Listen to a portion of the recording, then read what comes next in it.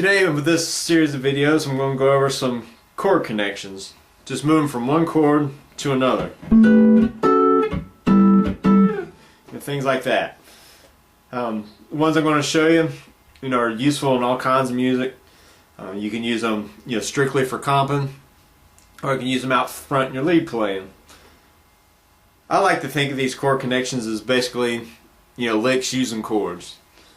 When you have your lead playing, we all have single note lines or licks that we like to play. Little licks like that. Well, these chord connections, I think of the same way as a lick like that, but we're using chords instead of single notes.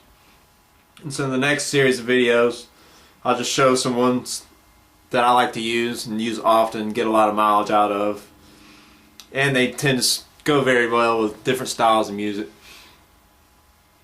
And each video will have a different chord connection, and will gradually get a little bit more complex as they go through, but nothing will be too terribly difficult.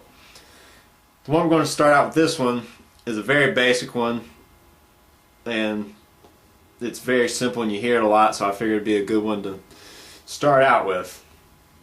The example here is going to be moving from a 1 chord into a 4 chord. So we'll do a 12-bar blues type scenario in the key of A. So we'll go from an A chord into a D chord. The example will be something like that.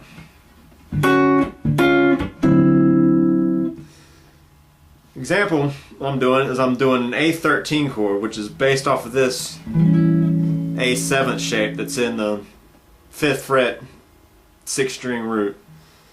The 13th is this note that's down here on the B string on the 7th fret. That's your 13th. There's a lot of different ways you can make an A13. Just find a way that's comfortable with you. You can make it like an A7 and then add that pinky. Some people, like a lot of times me, will just play just these 3. And then some people will fret it like that. So just find a way that's comfortable with you. And so the example, we're starting with an A13, which is that first chord. The second chord that was in that sequence is we're just taking this 13th, which is the 7th fret B string, and moving it to the 6th fret and making it a flat 13. So now you have an A flat 13. The third chord was our 4 chord, which is our D9 shape. That's what we use.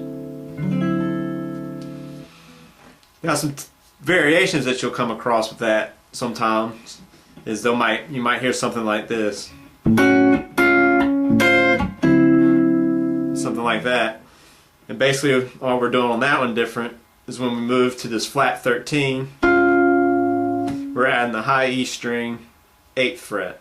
And then going into the D chord. So again, that one was. Another variation on that I tend to use is when after we play the A flat 13, I'll actually go into a D sharp 9 chord and substitute that in, because you can use that as a substitute for your A, and then something we all know from playing funk music, things like that, you can always approach a chord from a half step below or a half step above.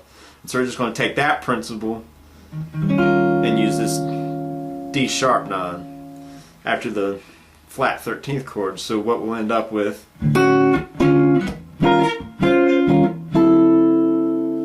that's another variation you can use on it.